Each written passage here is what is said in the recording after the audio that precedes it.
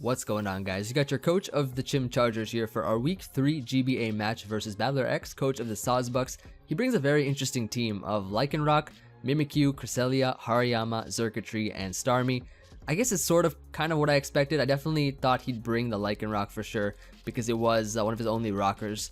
And he also has here Mimikyu. I figured that he'd bring that as well because that's pretty solid. Either Cress or Starmie, but he decided to bring both, so that's going to be pretty fun to play around. He brings Xurkitree, which is 100% what I expected him to bring. Still not sure what set he could be running. It'll definitely surprise us for sure. And he also has your Hariyama, which is another interesting Pokemon that he brought. So looking at his team, right, he has one potential, he only has one Stealth Rocker, not one potential Stealth Rocker. He only's got one. He's got his Lycanroc here, so that's probably going to be his lead. It's looking like a lead Lycanroc to me. He's got one spinner on his team, or one form of hazard control, which is his Starmie, so we got to watch out for that if we want to set up rocks, which is definitely what I want to do to chip away at his team. Now, I guess looking by his team right now, he's got some, I guess he's sort of made a kind of balanced sort of team because I guess Cresselia is going to be his wall alongside maybe Hariyama, like a more offensive sort of a bulky Pokemon that can take hits but fire off a lot of damage. I'm still not sure what his game plan is, but I figured that my best lead was going to be Lando T because it is Choice Scarf, able to pretty much match up well versus all of his leads with that fast U-turn. Being able to get a lot of good momentum in the game, it's going to be pretty fun. And of course, my win cons are going to be, I feel the Lando T is a really good win con in case he is rocking Xurkitree with a Z Crystal like Z Hypnosis or Z Electric Terrain, which will boost his speed. We're going to be faster than pretty much everything on his team, which is nice. Except for potential Scarf Starmie, which we got to watch out for. Another win con, I guess, looking at his team, Curse Muck puts in a ton of work, so let's hopefully we can make that put in a lot of work for this match here. I definitely feel that that Pokemon is going to be doing really well versus his team.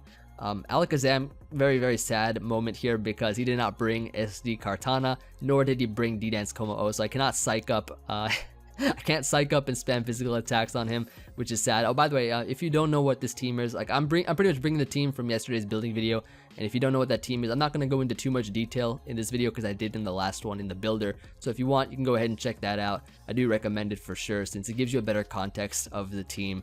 But in any case, you know, Alakazam is probably going to be dead weight in this matchup. It's probably going to be like 5 versus 6 right now.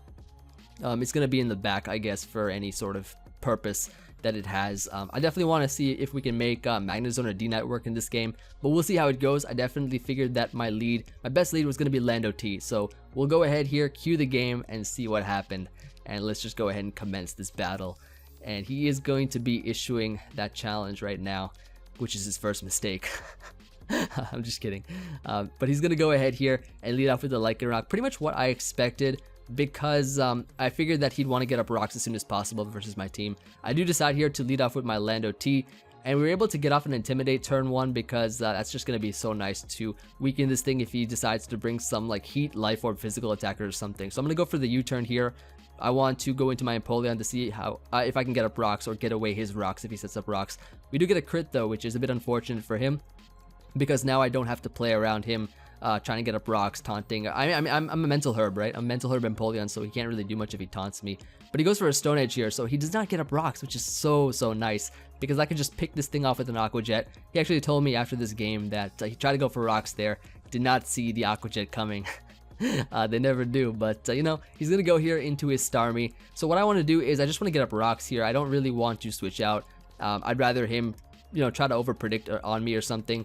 Me expecting maybe his T-Bolt. If he does not expect that, then you know he'll stay in like he did just now. He fired off a Hydro Pump as I got up rocks here. He expected me to switch out, but I did not.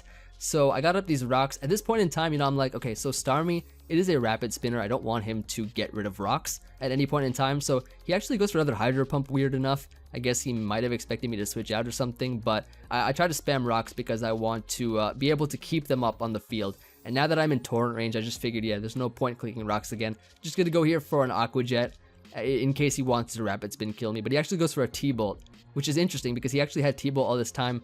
I don't know why he didn't really go for it the second time, but no matter because Empoleon goes down.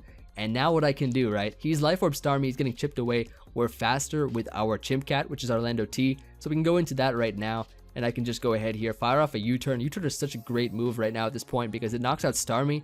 And also if he switches out, we get the momentum. So it's pretty much a win-win for us at this point. He's going to go here into Cresselia, so that's amazing for us because of the fact that we have the one nice and powerful counter to this thing in being our Muck. So we can go here for the U-turn, get the nice momentum as he switches out of Starmie, and we can go here into our Muck. So Muck here, of course, is going to be a very interesting set with Curse 3 attacks, and versus this Cresselia, if he does not have some, I don't know, some like Flame Orb trick set or something, we should be fine, or like Psycho Shift. I don't even know if that's a good counter set, but I think it's pretty good. But anyways, I'm gonna go for the knockoff here, getting rid of this thing's leftovers, as that's gonna be pretty nice in order to, I guess, prevent him from healing up a lot in the long run. And he actually sets up Trick Room here. He's bringing the Trick Room to the Trick House. All right, check this out here. So I'm gonna go for the Curse, ensuring that, I mean, I'm already faster than him under Trick Room. Muck is a very slow Pokemon. He set up Trick Room on the Muck. I set up Curse here. I am guaranteed to be faster than the rest of his team. So he's gonna go for the Moonblast on me as I do so. And look at this Moonblast. We were able to eat that up. That did literally nothing. And that Crest here is looking like a snack for this Muck here. He's gonna go into Starmie though, feeling that I guess my Muck is a threat. But I go for the knockoff here in case he wanted to make some wild play, like switching out if he felt threatened. So we're able to go ahead and knock out this Starmie. And Muck here is just gonna be able to wreck train on his team. As you can see, he's not able to we're able to knock out the Starmie. He's gonna go into Hariyama now. All right, so let's talk about Hariyama real quick here.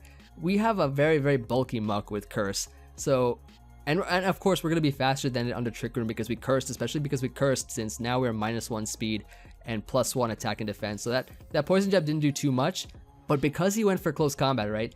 He went for close combat here, which lowers his defense and SpDef. So this next Poison Jab, it's going to be able to knock him out. And we're able to eat up our Figgy Berry here and get us back up to a really, really good amount of health. And as you can see, he's burned, so he's probably rocking some Flame Orb set with Guts so that he can boost his attack. But this Poison Jab here is going to come through with Muck putting in the work, knocking out Hariyama. Hariyama goes down, Starmie goes down. Everything on his team is just getting wrecked by this thing. I think Trick Room does wear off at this point. So he does go here into Xurkitree, and yeah, he takes rocks damage. He's floating on an air balloon, which is pretty cool since I guess he was planning that for Lando T. So no Z Crystal, which is nice. He's going to go for the Volt Switch here, and he's going to get us a little bit weakened as he's going to go into Cresselia. I mean, I just decided to fire off a knockoff. There's no reason not to. Everything on his team just dies to knockoff. So we're going to go ahead here, hit him up with a knockoff, knock this Cresselia out. And at this point, he has 2 Pokemon left. He's got his Mimikyu, he's got his Xurkitree. So he's going to go to Mimikyu here, and I'm thinking, like, what set could this be? He could be a potential Swords Dance set or something. Not really too sure what he is and how many Pokemon he's running Trick Room on. So I'm going to go for the Poison Jab here. The reason is because if I went for knockoff would be weakened the second time that I used it. Disguise does not protect from knocking off items, so I want knockoff to be as strong as possible on the time that it actually does damage. But he actually goes for Trick Room. He actually goes for Trick Room again. So Muck is back. Muck is actually back right now, so we're going to be faster. We're going to go here for the knockoff, and we're able to just one-shot this Mimikyu. Or I guess 2-shot if you count Disguise, but we're able to knock out Mimikyu here.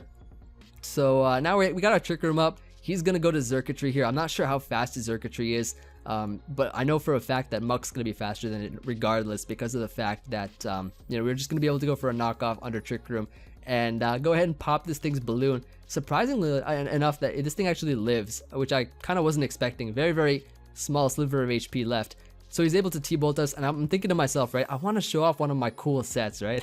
I want to show off at least one of my sets. So I decided, you know what, I'm going to go here into Magnezone. Because he has like an air balloon, he's probably rocking HP Ice for the Lando. He's probably counter set for Lando. So I don't expect him to have anything for this thing. I go for a Zap Cannon here, but then he pulls out the HP Ground and just blows back my Magnezone. So I'm like, okay, you know what? I can't go for the lock-on. I can't go for the Zap Cannon here. Can't go for the Zap Cannon, so that's unfortunate. And I'm just like, you know what, I don't want to lose more differential and mess this up, so, or get like paired with my Alakazam or something. So I just go to D-Knight here. I'm like, yeah, okay, so I'm just gonna go ahead, fire off an E-Speed, and I'm able to knock out Xurkitree here, securing the win. Very, very solid win for us right now. I believe this was a divisional match as well, so really great that we could win this. And that's gonna be the battle. So Muck literally was just able to literally was able to knock out 4 of his Pokemon as soon as we got rid of Lycanroc and he set up Trick Room. It was basically, I mean, we were the Trick House right here. He brought the Trick Room to the Trick House. So you know, hope you all enjoyed this match. and I definitely had a lot of fun with this team for sure. And I mean, I definitely brought some, like, even though it may have seemed that I was just sort of clowning around this game, I definitely brought some sets that I figured would work versus him, and actually did. I'm very happy about that. Cursed Muck actually put in a ton of work, and I'm really excited that, you know, we were able to pick up a win. And Muck is proving itself to be very dangerous in the league format. It's one of the new Pokemon. I guess not a new Pokemon itself, but it's one of the new Alolan forms, and it's actually putting in so much work. So I'm really happy about that. And of course, I hope you all enjoyed as well. Definitely good game to you, Steve or BattlerX. Definitely good game to you, my friend. And hopefully, you know, we can definitely cop some more wins. I think next week we're playing up against Gym Leader Geo, so that's gonna be a fun match.